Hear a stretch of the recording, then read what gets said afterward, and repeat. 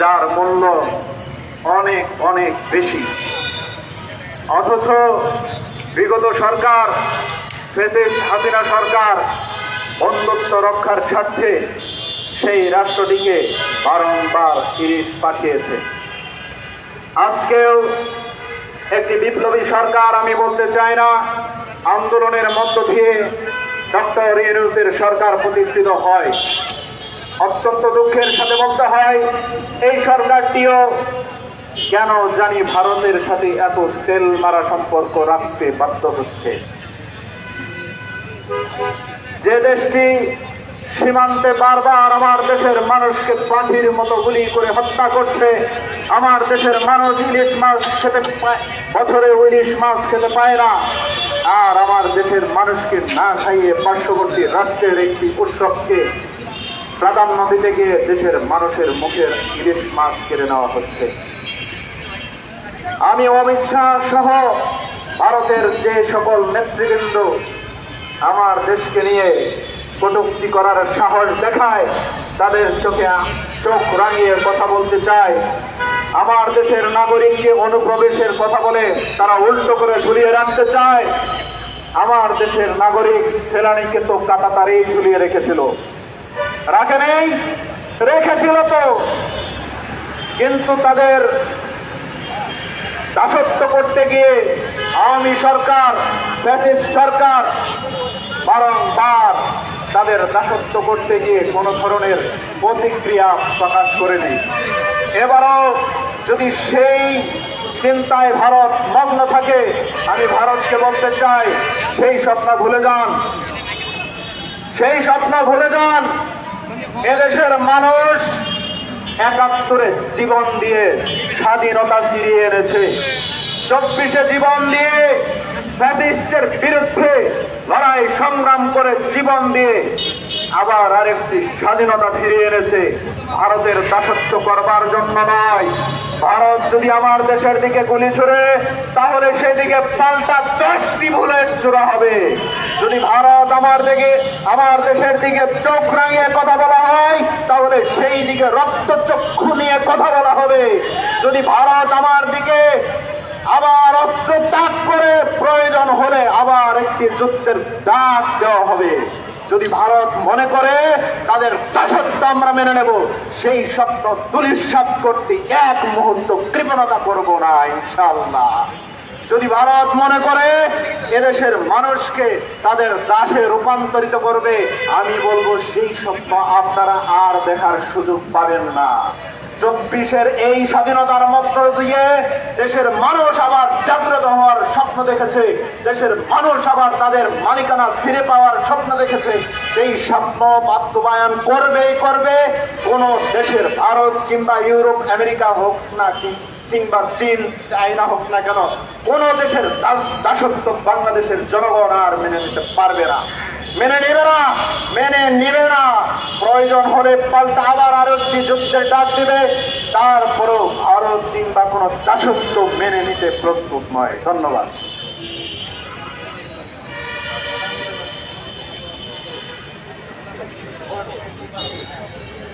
ধন্যবাদ আরিফুল্লাহ ভাই। এই মুহূর্তে বক্তব্য রাখবেন কোটা আন্দোলনের সাহস সৈনিক মোশাররফ হোসেন, বিপ্লবী নেতা মোশাররফ হোসেন।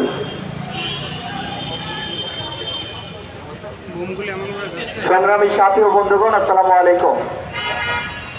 আজকে ভারতীয় আগ্রাসনের বিরুদ্ধে যে সমাবেশের আয়োজন করা হয়েছে, এই সমাবেশে উপস্থিত সম্মানিত সভাপতি, প্রধান অতিথি সহ নেতৃবৃন্দ, সবাইকে আমার পক্ষ থেকে আন্তরিক শুভেচ্ছা। আপনারা জানেন, বিগত 17 বছর ভারতের একটা দালাল সরকার এই দেশে ক্ষমতায় ছিল। তখন ভারতকে হাসিনা বলেছিল, ভারতকে যা দিয়েছি তা সারা জীবন মনে রাখবে।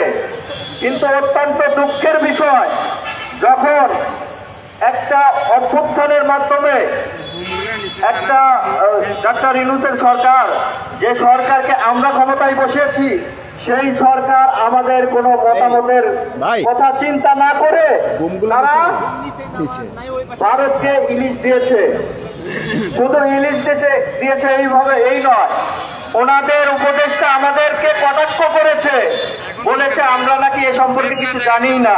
চাঁদপুরে যে ইলিশ হয়, চাঁদপুরে নাকি 4000 মেট্রিক টন ইলিশ তৈরি হয় প্রতিদিন। উনি নিজেই জানে না আসলে সারা বাংলাদেশে প্রতিদিন কতটুকু ইলিশ আমাদের দেশে উৎপাদন হয়।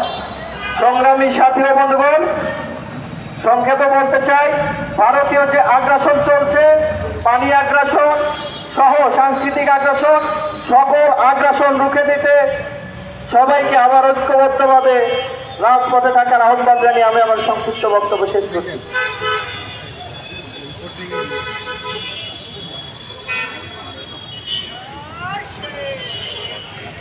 ধন্যবাদ মোশাররফ। এই মুহূর্তে বক্তব্য রাখবেন আমাদের ফয়সাল ভাই, মহানগর দক্ষিণের গণঅধিকার পরিষদের নেতা, সাধারণ সম্পাদক।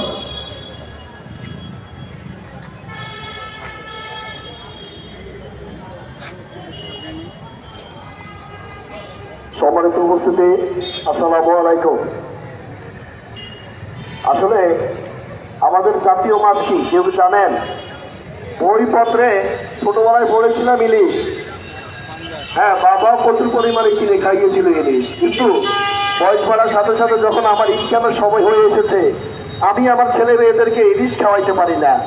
হ্যাঁ, এখন আমার ছেলে মেয়ে যদি জিজ্ঞেস করে বাবা জাতীয় মাছ কি, আমি কি পাঙ্গাস বলবো না তেলাপিয়া বলবো?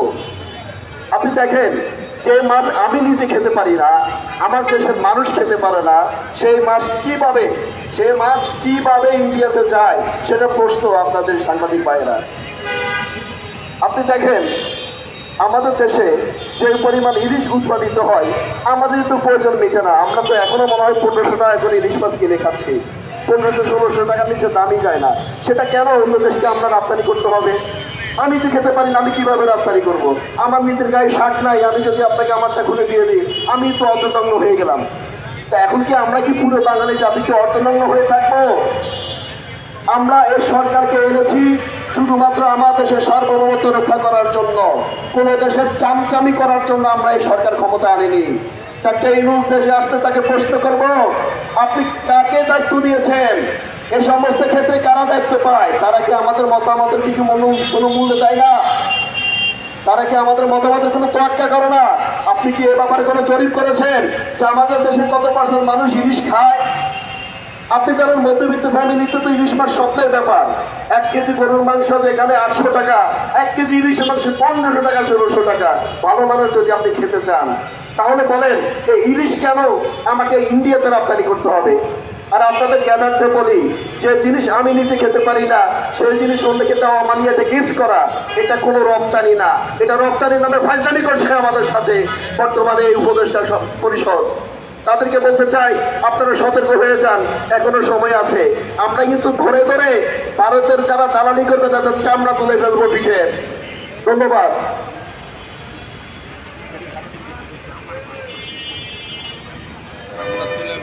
ধন্যবাদ ফয়সাল ভাই। এই মুহূর্তে বক্তব্য রাখবে জনজোটের আহ্বায়ক মোজাম্মেল মিয়াজি।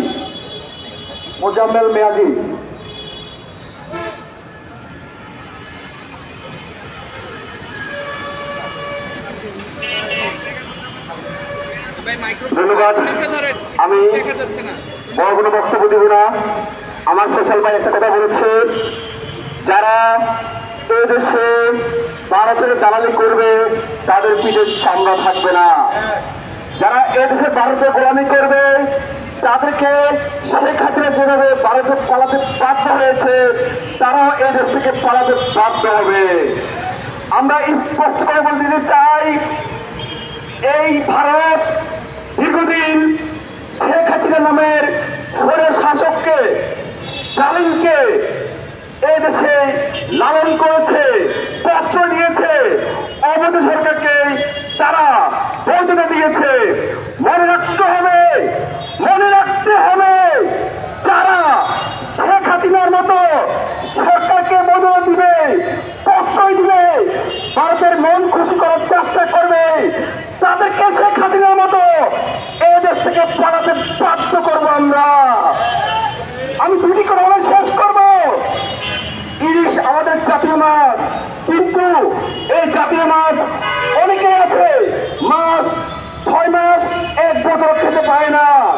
একটা সিজনে অনেকে খাওয়ার চেষ্টা করে, কিন্তু আমরা দেখেছি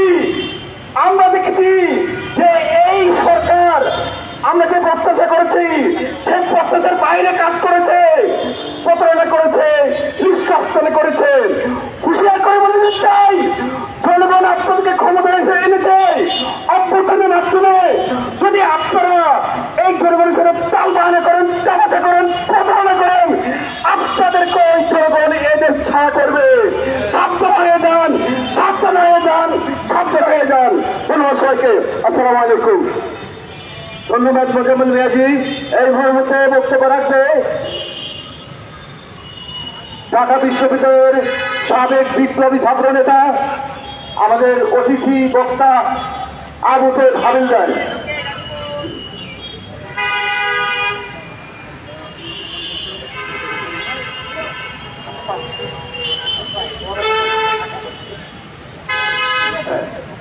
প্রিয় দেশবাসী, আপনারা একটা সরকার বসে এত দিয়ে না ফালাই দেবে সব গণ অভ্যুত্থানের মধ্য দিয়ে, আবার দেয় এখানে গণ অভ্যুত্থানের মধ্য দিয়ে সেই সরকার ক্ষমতায় বসেছে, সেই সরকার জনগণের কথা শুনবে, আন্দোলনকারীদের কথা শুনবে, সেটা একদম স্বাভাবিক ছিল। কিন্তু দুর্ভাগ্যজনক হলেও সত্য যে এই সরকার ক্ষমতায় আসার পর থেকে আমাদের জনগণ দেখছে ওনারা কি করছেন। রক্ত দিয়ে কিনা স্বাধীনতা ওনারা কিভাবে রক্ষা করছেন নাকি ভুলণ্ডিত করছেন। ইলিশ মাছের কথা সবাই বলছেন, ইলিশ মাছ উপদেষ্টাদের টেবিলে পাওয়া যায়, ইলিশ মাছ ভারতের দালাল রক্ষিত সেনাবাহিনী, রক্ষিত সচিবালয়ের সচিবদের প্লেটে পাওয়া যায়। কিন্তু আমার রিক্সাওয়ালা, আমার দিনমজুর, আমার ছাত্র ভাই, আমার সাধারণ ছাত্র ভাই বোনদের প্লেটে ইলিশ মাছ উঠতে পারে না আজকে 16 বছর ধরে। আমরা আশা করেছিলাম জনগণের চাহিদা অনুযায়ী ইলিশ মাছ জনগণকে সস্তায় খায়, তারপরে আপনি কোন দেশে রপ্তানি করবেন, কোন দেশে রপ্তানি করবেন না সেটা সিদ্ধান্ত নেবেন। কিন্তু সেই মাননীয় উপদেষ্টা আসিফ নজরুল সাহেব, আপনি 500 টন ইলিশ রপ্তানির জন্য আওয়ামী লীগের সমালোচনা করেছিলেন, আমরা সবাই সমালোচনা করেছিলাম। কোন আজকালে আপনি জনগণের পারমিশন না নিয়ে, আমরা আন্দোলনকারীদের অনুমতি না নিয়ে আপনি 3000 টন ইলিশ ভারতে রপ্তানি করলেন। তাহলে জনগণ কি বুঝে নেবে? জনগণ কি শুধু হাসিনাকে ভারতের গোলাম মনে করবে, নাকি রক্তে পাওয়া স্বাধীনতার উপদেষ্টাকেও গোলাম মনে করবে? এই আলোচনার স্পষ্ট জবাব উপদেষ্টাদেরকে দিতে হবে। বাণিজ্য মন্ত্রণালয়, আপনার কাজ ভারতে ইলিশ রপ্তানি নয়, আপনার কাজ বাংলাদেশের জনগণকে সস্তায় খাওয়ানো, সস্তায় ইলিশ খাওয়ানো, দ্রব্যমূল্যের ঊর্ধ্বগতি কমানো। আপনি তা করছেন না কেন? সেই জবাব উপদেষ্টাদেরকে দিতে হবে, বাণিজ্য মন্ত্রীকে দিতে হবে। সর্বশেষে যে আলোচনা আজকে আসছে সেটা হচ্ছে অমিত শাহর মতো একটা বিশ্ব কুলাঙ্গার, সাম্প্রদায়িক দাঙ্গাবাজ যখন বাংলাদেশের মানুষকে তার কাঁটাতে ঝুলে দেওয়ার হুমকি দিচ্ছে, আমরা তো বাংলাদেশের জনগণ এখন ভারতের বিরুদ্ধে, ভারতের দূষণদের বিরুদ্ধে ঐক্যবদ্ধ হয়েছে। আমরা যদি সিদ্ধান্ত নিই একটা লাশ যদি ঝুলে সীমান্তে, আমরা ভারতীয়দের 10টা লাশ চড়িয়ে দেবো বাংলাদেশ সীমান্তে। সাবধান হন, বাঙালি কিন্তু বিকাল চাকরি। ব্রিটিশের বিরুদ্ধে সূর্য সেন চট্টগ্রাম থেকে অস্ত্র ধরেছিল, প্রীতিলতা বাংলাদেশ থেকে অস্ত্র ধরেছিল। পাকিস্তানের বিরুদ্ধে কি করেছি সেটা তো আপনারাই বেশি ভালো জানেন। যদি ভারত যদি তার আগ্রাসনবাদিতা, সাম্রাজ্যবাদিতা, তার অর্থনৈতিক আগ্রাসন, রাজনৈতিক আগ্রাসন, ভূরাজনৈতিক আগ্রাসন, সামুদ্রিক আগ্রাসন, সকল আগ্রাসন বন্ধ না করে, সীমান্ত আগ্রাসন বন্ধ না করে, পানি আগ্রাসন বন্ধ না করে ভারতকে কেটে 100 টুকরা করার জন্য বাংলাদেশের জনগণকে আহ্বান জানাচ্ছি, প্রস্তুতি নেওয়ার আহ্বান জানাচ্ছি। সর্বশেষে বলতে চাই, মাননীয় সরকার প্রধান, মাননীয় সরকারের উপদেষ্টাগণ, রক্তের দাগ এখনো শুকায় নাই। এখনো এক শহীদ বাবার সাথে দেখা করে আসলাম, রক্তের দাগ এখনো শুকায় নাই। আপনারা যারা ভারতের অনুচর হিসেবে, উপদেষ্টা হিসেবে কাজ করছেন, আপনারা যারা সচিবালয়ে ভারত এবং আওয়ামী লীগের দালাল হয়ে কাজ করছেন, তাদেরকে সাবধান করে দিচ্ছি, যেভাবে গণভবন আমরা উড়িয়ে দিয়েছিলাম সেটা মনে রাখবেন। ধন্যবাদ। ধন্যবাদ ভাই। এই মুহূর্তে বক্তব্য রাখবেন শেখ সাখাওয়াত তানজিম ভাই, আমার দেশ আমার অধিকার, এডিএপি পার্টি।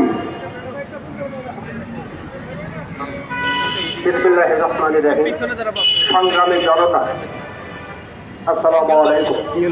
আপনারা জানেন গত 5 আগস্ট আমার বাংলাদেশের লক্ষ লক্ষ যুবক তরুণ তাদের আত্মত্যাগের মাধ্যমে, শত শত তরুণ তাদের জীবন দানের মাধ্যমে 5 আগস্ট এই বাংলাদেশকে পুনরায় স্বাধীন করেছে। সেটি এই অন্তর্বর্তীকালীন সরকার দেখেছে। আমরা যারা মঞ্চের নেতা আছি, যারা মঞ্চে কর্মী আছি, আমরা মৃত্যুকে জয় করেছি। গোটা বাংলাদেশের মানুষ মৃত্যুকে জয় করেছিল সেদিন।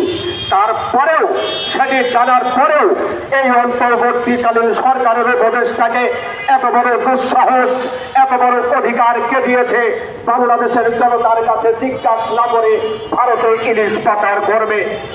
আমরা যেদিন স্বাধীনতা অর্জন করেছিলাম সেদিন সুস্বর করে এই 5টা উপদেষ্টা কোথা থেকে হাজির হয়েছিল, কে তাদের ইঙ্গিতদাতা, প্রতিষ্ঠিতদাতা, আমরা জানতে চাই।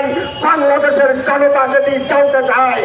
আজকে ভারতে ইলিশ পাচার প্রসঙ্গে স্পষ্ট একটি কথা বলতে চাই। এই ভারতের এক হকার বাটপার বিশ্ব কল্যাণকার অমিত শাহের বক্তব্যে যে বাংলাদেশের মানুষকে অপমান করা হয়েছে, সেটি দেখার পরেও কেন ভারতে ইলিশ রপ্তানি করা হয়েছে? আজকে যখন বাংলাদেশের বর্ডারে বিজেপি ধরা পড়েছে, তখন বলতে চাই, ভারতের একটি যদি অনুপ্রবেশকারী দেখা যায়, চামড়া ছুলে পাশের মাথায় ঝুলিয়ে রাখতে হবে, যাতে গোটা বিশ্ব দেখবে বাংলাদেশও চার ভাঙা জবাব দিতে পারে। আশা ব্যক্ত রেখে আজকের এই বক্তব্য থেকে বিদায় নিচ্ছি। আসসালামু আলাইকুম।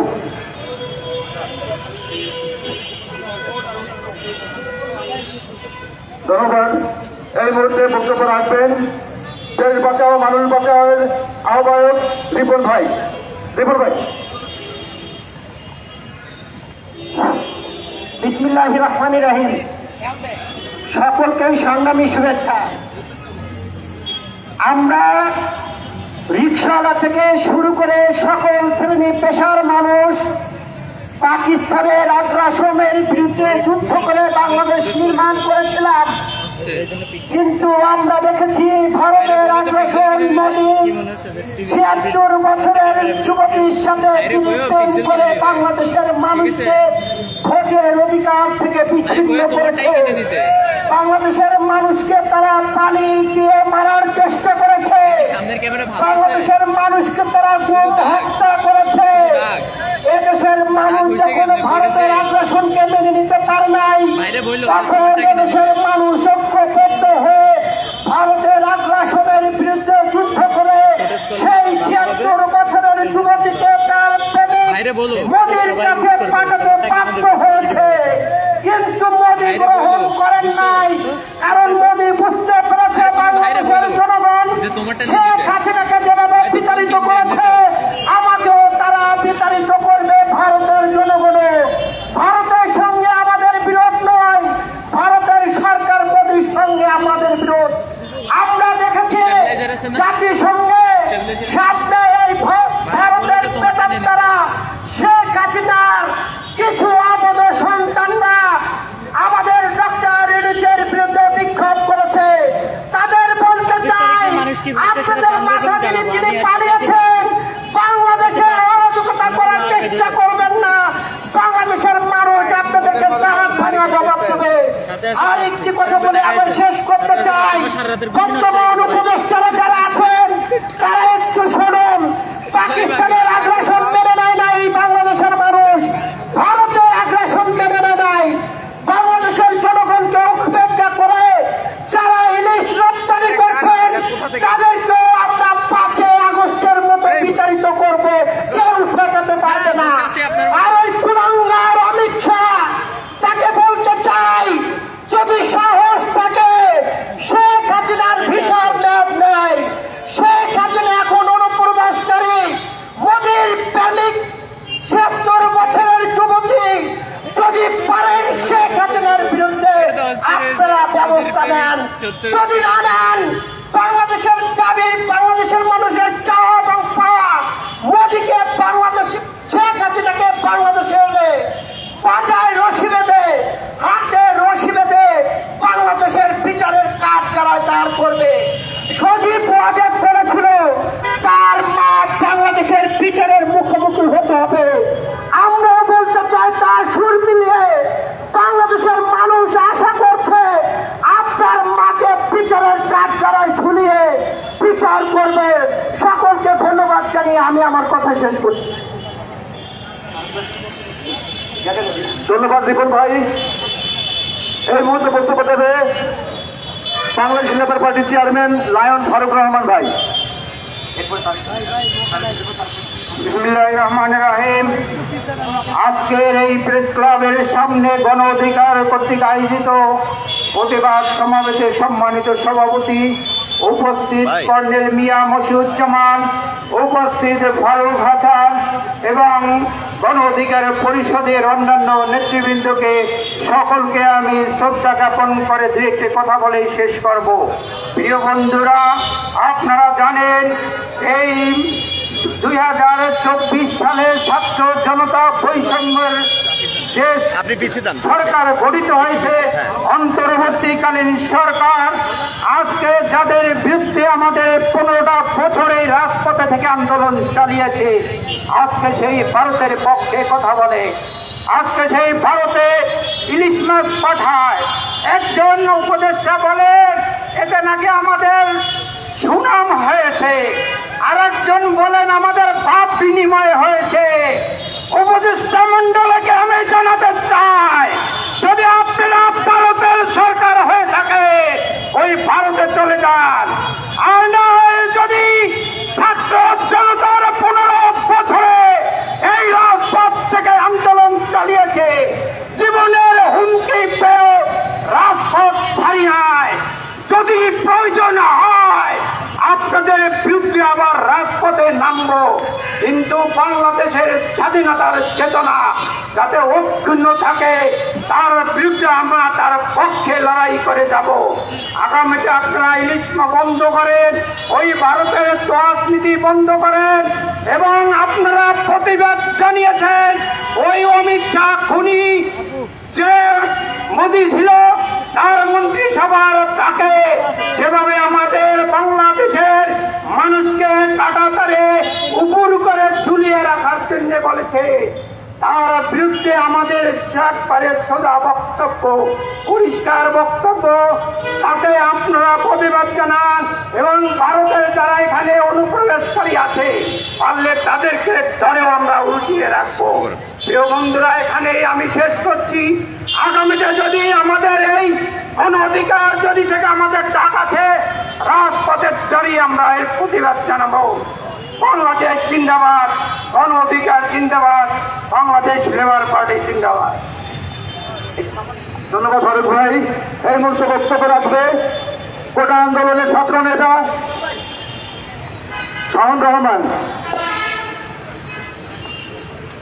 উপস্থিত সর্বকালের সকলের উদ্দেশ্যে একটা কথা বলবো, খুব বেশি দীর্ঘ করবো না। আমাদের উপদেষ্টা মণ্ডলীদের একটা অংশকে দেখছি ভারতের প্রতি তাদের একটা লুতুপুতু ভাব আছে। এই লুতুপুতু ভাব সরাতে হবে। আপনাদেরকে এই গণ অভ্যুত্থানের মধ্য দিয়ে ছাত্র জনতা বসিয়েছে দেশের জন্য কাজ করতে, ভারতের দালালি বা ভারতের চামচামি করতে না, যে চামচামি শেখ হাসিনা এতদিন দীর্ঘ 15 বছর করেছে। মৎস্য উপদেষ্টা বলে আমি জানি না 3000 টন মাছ ভারতে রপ্তানি হচ্ছে। আপনি যদি না জানেন তাহলে কি করতে আপনি মৎস্য উপদেষ্টা হইতেন? আপনাকে কে বলছে মৎস্য উপদেষ্টা হইতে? আমরা আপনাদেরকে উপদেষ্টা বানাইছি, আমরা আপনাদেরকে ছেড়ে দিতে পারবো কয়েক রহমায়। ভুলে যাবেন না, হাসিনার মতো সঙ্গে শাসককে যদি সরাতে পারি, আপনাদের মতো উপদেষ্টা যারা আছেন, যারা ভারতের প্রতি লুতুপুতু ভাব নিয়ে চলছেন, সেই লুতুপুতু ভাব নিয়ে টিকে থাকতে পারবেন না। খুব সাবধান, খুবই সাবধান। সবাই ভালো থাকবেন এবং ভারতের তোষামত করা বন্ধ করবেন।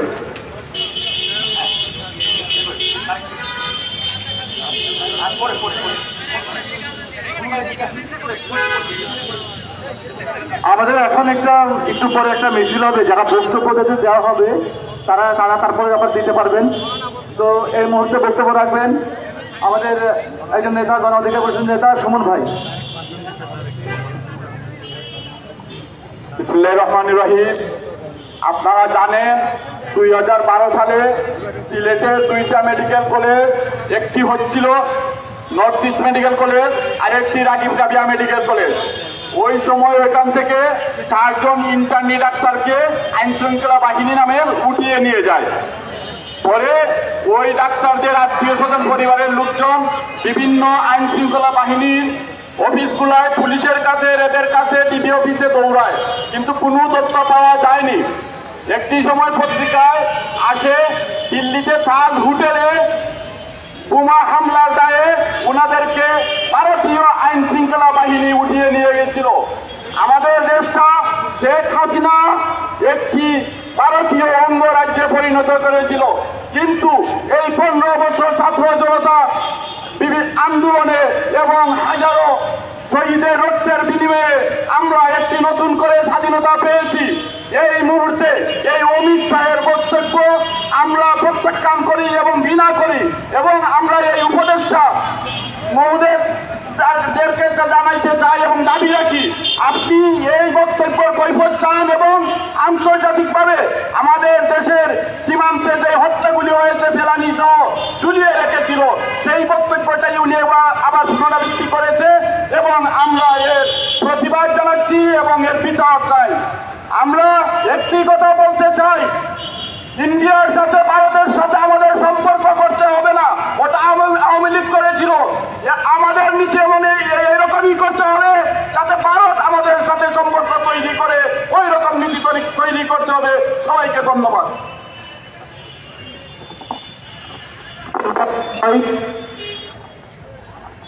এক মুহূর্তে বক্তব্য দিবে বাংলাদেশের আমার সুপরিচিত দাবির ভারত বিরোধী আন্দোলনের নেতা তারেক রহমান।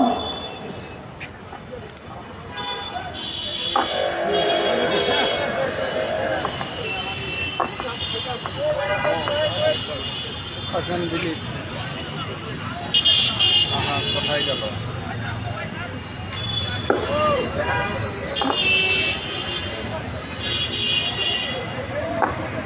এই বাইরের সামনে আইতে দেন ভাই।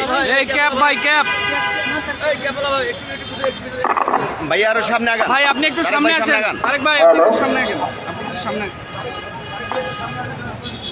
হ্যালো হ্যালো, অনেক ধন্যবাদ সবাইকে। এ ভাই মাথাটা ক্যাপ খুলেন। আমাদের একটা খুলে ফেলেন। টুথ পাউডারের ব্র্যান্ড আছে, আপনারা জানেন নাকি? কি নাম? ম্যাজিক। ম্যাজিক। আমার নাম মফিজ, ভাড়া হয়েছে 30। সেই বিজ্ঞাপনের আমরা ভুলে গেছি? এটা কেন বিজ্ঞাপন? যাদের মুখে দুর্গন্ধ, সেই দুর্গন্ধ দূর করার জন্য এই বিজ্ঞাপন। ভারতের অমিত শাহর মুখে দুর্গন্ধ, আমরা সরকারকে অনুরোধ করছি তার জন্য 1 কার্টুন ম্যাজিক টুথ পাউডার পাঠানো হোক, যাতে করে এই ভারতীয়দের মুখের দুর্গন্ধ দূর করা যায়।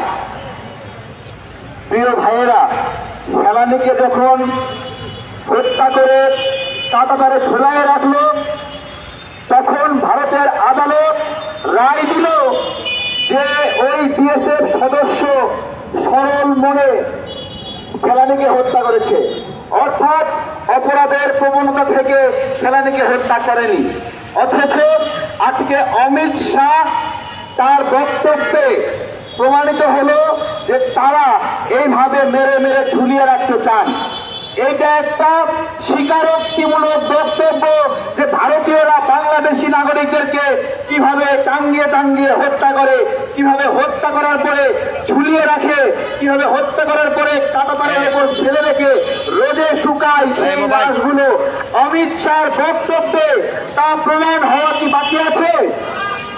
এখন বাংলাদেশ রাষ্ট্র হিসেবে উচিত ছিল এই বক্তব্য এবং সেই ফেলানী হত্যা, স্বর্ণদাস হত্যা, জয়ন্ত হত্যা, তাদের হত্যার ফাইলগুলো আন্তর্জাতিক আদালতে পৌঁছে দেওয়া, প্রতিবেশী দেশগুলোকে পৌঁছায় দেওয়া, দুবাইয়ে পৌঁছায় দেওয়া, কাতারে পৌঁছায় দেওয়া, ওমানে পৌঁছায় দেওয়া, যে পার্শ্ববর্তী একটি মুসলিম সংখ্যাগরিষ্ঠ দেশে নাগরিকদেরকে ভারতীয়রা কিভাবে হত্যা করছে, যাতে করে তাদের সেই বিদেশ গমন, ব্যবসা বাণিজ্য সবকিছুতে মুসলিম দেশগুলো অন্তত সতর্ক থাকে। বিদ্বেষী প্রিয় ভাইয়েরা, আজকে সরকার একটা আছে, সেই সরকারকে আমরা আশা করেছিলাম ভারতের বিরুদ্ধে একটা সরকার। আমরা কি সবাই এটা আশা করি নাই? সবাই আশা করি নাই? শুরুতে এসে ভারতের বিরুদ্ধে গরম গরম বক্তব্য দিয়ে মাঠের দৃষ্টি আকর্ষণ করলো, দৃষ্টি আকর্ষণ করে এখন তারা আবার ভারতের পক্ষে গুণগান গাচ্ছে। আমাদের লজ্জা লাগে। আমাদের বাণিজ্য উপদেষ্টা সে বলছে যে আমরা নাকি আবেগে কথা বলছি। হ্যাঁ, বাংলাদেশের নাগরিকরা আবেগী, আবেগ থেকে 52 ভাষা আন্দোলন হয়েছে, আবেগ থেকে 71-এর যুদ্ধ হয়েছে, আবেগ থেকে 24-এর আন্দোলন হয়েছে, এবং আপনার মতো একটা ফালতু লোক এই 24-এর আন্দোলনের মধ্য দিয়েই আপনি এখানে উপদেষ্টা হয়েছে।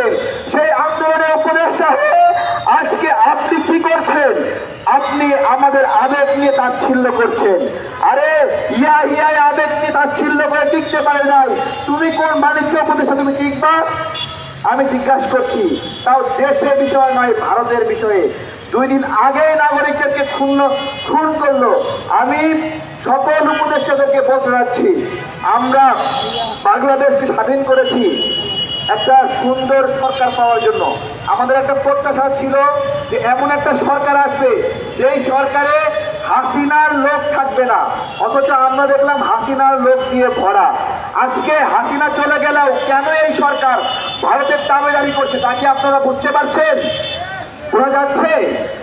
আমরা স্পষ্ট হয়ে বলছি, ভারতের ইলিশ পাঠানো চেষ্টাও আপনারা করবেন না। ওই ট্রাকগুলো আমরা লুট করব, আটকায় দিব, নাগরিকদের মধ্যে বন্টন করব, আমরা স্পষ্ট করছি। এবং ভারতকে একটা কথা বলছি, তোমরা পানিকে ব্যবহার করো অস্ত্র হিসেবে আমাদের বিরুদ্ধে। পানি হলো জীবন, সেই জীবনটাকে ওরা অস্ত্র হিসেবে ব্যবহার করে। পানি যদি অস্ত্র হিসেবে ব্যবহার করো, তাহলে ইলিশ কেন চাও?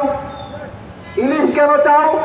আমরা এই সরকারের কাছে ভারতের এই আগ্রাসনগুলোর বিরুদ্ধে ব্যবস্থা গ্রহণের দৃষ্টান্ত দেখতে চাই, এবং আমরা এমনি বসে থাকবো না, প্রতিদিন এইভাবে চ্যালেঞ্জ করবো। এখানে যখন আপনারা ভারতের আগ্রাসনের পক্ষে কথা বলবেন, তখনই আমরা চ্যালেঞ্জ করব। এবং রাজনৈতিক দলগুলো, এখানে বড় বড় দল আছে, বিএনপি নাম বলতে লজ্জা নাই, জামাত আছে, জাতীয় পার্টি আছে, আমাদের গণ অধিকার পরিষদের 2টা ভাগ আছে, আরো অনেক দল আছে। প্রত্যেক দলকে আমি নিজেকেও প্রশ্ন করছি যে আমি নিজেও যেন ভারতের দালালি না করি। যারা করছে আপনাদের প্রতি নাগরিকদের পক্ষ থেকে ধিক্কার জানাই, এবং আওয়ামী লীগের যেই পরিণতি হয়েছে আমারও সেই পরিণতি হবে রাজনীতিতে যদি আমি ভারতের দালালি করি, এইটা যেন সবাই মনে রাখি। ধন্যবাদ সবাইকে। আমাদের মিছিল হবে, আমাদের সদস্য সচিব আবেগসূত বক্তব্য দিবে, সবাই মিছিলে অংশগ্রহণ করবেন, কেউ যাবেন না। এই পর্যায়ে বক্তব্য রাখবেন গণ অধিকার পরিষদের সদস্য সচিব জনাব ফারুক হাসান সাহেব। এই বাবু, এই পিচ্ছি বন্ধুগণ, আমাদের আজকের এই প্রোগ্রামটি ছিল শাহবাগ জাতীয় জাদুঘরের সামনে। বৈরী আবহাওয়ার কারণে আমরা এটিকে প্রেস ক্লাবে নিয়ে আসছি। তো ইতিমধ্যে দেখতে পাচ্ছেন যে আমাদের আজকের এই বিক্ষোভের যে শিরোনাম, সেটি হচ্ছে ভারতে আমাদের ছাত্র জনতার যে অন্তর্বর্তীকালীন সরকার, এই সরকার ভারতে ইলিশ পাঠানোর সিদ্ধান্ত নিয়েছে। কিন্তু আমরা স্পষ্ট করে বলতে চাই, ভারতে ইলিশ পাঠানোর এই সিদ্ধান্তকে বাংলাদেশের জনগণ ঘৃণা করে প্রত্যাখ্যান করেছে। সেখানে আমার দেশের জনগণ ইলিশ খেতে পারে না। আকাশচুম্বী দামের কারণে আমার দেশের অনেক মানুষ রয়েছে জাতীয় মাছ ইলিশ জীবনে একবারও চোখে দেখে নাই। সেখানে কিভাবে এই সরকার ভারতে ইলিশ পাঠানোর সিদ্ধান্ত নেয়, তাদের এই স্পর্ধা কিভাবে হয়, তাদের এই দুঃসাহস কিভাবে হয়? এই ছাত্র জনতার বিপ্লবের মাধ্যমে চেয়ারে বসে তারা ছাত্র জনতা তথা জনগণের আবেগকে পুঁজি করে এই ধরনের একটি সিদ্ধান্ত নেয়। আমরা স্পষ্ট করে বলতে চাই, ডক্টর মোহাম্মদ ইউনূসের এই সরকারকে ভারতে ইলিশ পাঠানোর যে সিদ্ধান্ত, এই সিদ্ধান্ত অনতিবিলম্বে বাতিল করতে হবে এবং এই ইলিশের দাম আরো সহজলভ্য করতে হবে। কেজি যাতে 5 থেকে 700 টাকার মধ্যে হয় এবং আমার দেশের আপামর জনগণ যাতে ইলিশ ক্রয় করে খেতে পারে, সেটা এই সরকারকে নিশ্চিত করতে হবে। প্রিয় বন্ধুগণ, আজকে ডক্টর মোহাম্মদ ইউনূসকে নিয়ে আমাদের কোনো আপত্তি নেই, কিন্তু এই সরকারের উপদেষ্টা পরিষদে যারা রয়েছে, এদের বিষয়ে আমাদের যথেষ্ট আপত্তি রয়েছে, অভিযোগ রয়েছে। আমরা তাই এই সরকারের প্রধান ডক্টর মোহাম্মদ ইউনূসের প্রতি আহ্বান জানিয়েছি এবং একাধিকবার তাকে আমরা সরাসরি বলেছি, 20 কোটি জনগণের এই বাংলাদেশকে সঠিকভাবে পরিচালনা করতে গেলে এই উপদেষ্টা পরিষদ বর্ধিত করতে হবে। এই 25 জন মানুষ নিয়ে এই বাংলাদেশ পরিচালনা করাটা অনেক কঠিন, অনেক কষ্টকর এবং এই উপদেষ্টা পরিষদে অনেকেই রয়েছে যারা এখনো ভারতের প্রতি প্রেম দেখায়, প্রীতি দেখায়। আমরা সে সকল উপদেষ্টাকে বলতে চাই, এই বাংলাদেশে এই শহীদদের রক্তের উপরে দাঁড়িয়ে কেউ যদি ভারতের প্রতি প্রীতি কিংবা প্রেম দেখানোর চেষ্টা করেন, আমরা আপনাদের এই গদির পিছন থেকে টেনে হিচড়ে নামাতে 1 সেকেন্ড কাল বিলম্ব করব না। কিছুদিন আগে আসিফ নজরুল সাহেব আওয়ামী লীগকে বাংলাদেশের ইতিহাস ঐতিহ্যের দল হিসেবে ঘোষণা দিয়েছিলেন। আরেক উপদেষ্টা আওয়ামী লীগকে বাংলাদেশে পুনঃপ্রতিষ্ঠা করার জন্য উঠে পড়ে লেগেছিলেন। আমরা তাদেরকে বলতে চাই, যদি এতই আওয়ামী প্রেম থাকে তাহলে হাসিনার শ্বশুর বাড়ি দিল্লি থেকে এই প্রেম দেখান। বাংলাদেশের মাটিতে বসে ভারতের প্রতি দরদ প্রেম দেখানোর কোনো সুযোগ নেই। প্রিয় বন্ধুগণ, ইতিমধ্যেই দেখেছেন আমাদের সরকার প্রধান আমেরিকায় গেছেন। আমেরিকায় গিয়ে বিশ্ব নেতারা সেখানে একটা হুলস্থুল কাণ্ড ঘটিয়ে দিয়েছে।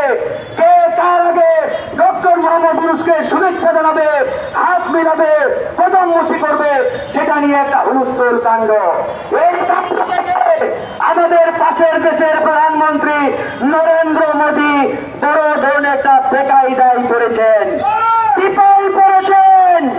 কারণ হাসিনা মোদীকে বলেছিল ইউনূস সাহেবের সাথে বৈঠক করবেন না, আর এই মোদী হাসিনার কথা শুইনা ইউনূস সাহেবের সাথে বৈঠক বাতিল করেছেন।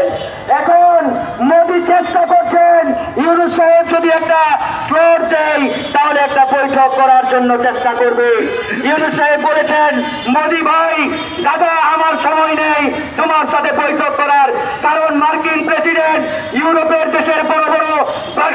তারা ওয়েটিং লিস্টে আছে, তুমি আপাতত দেশে ফিরে যাও। এই হচ্ছে অবস্থা। কিন্তু বন্ধুগণ, ইউনূস সাহেবকে মনে রাখতে হবে, তার পাশে যে সকল উপদেষ্টা রয়েছে এরা শতভাগ আনফিট, এরা অজ্ঞ, এরা বাংলাদেশ পরিচালনায় টোটালি ব্যর্থতার পরিচয় দিয়েছে।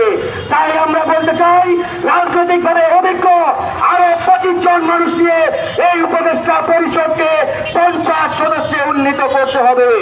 আমরা যারা দীর্ঘদিন ফ্যাসিবাদ বিরোধী লড়াই করেছি, এই ফ্যাসিবাদের সময়ে নির্যাতিত হয়েছি, নিপীড়িত হয়েছি, আমাদের মধ্য থেকে আরো 25 জন মানুষ নিয়ে এই উপদেষ্টা পরিষদ গঠিত করার জোর দাবি জানাচ্ছি। একই সাথে বলতে চাই, শেষ কথা, চূড়ান্ত কথা, ভারতে কোনো ইলিশ যাবে না। ভারতে যদি ইলিশ পাঠানোর চেষ্টা করে, আমরা ছাত্র জনতা জনগণ এই ইলিশ পাঠানোর প্রার্থীকে সীমান্ত পাড়ি দিতে দেব না, দেব না, দেব না। আপনি প্রস্তুত? ইয়েস, আমরা প্রস্তুত আছি ইনশাআল্লাহ। এই মুহূর্তে কথা কি হলো?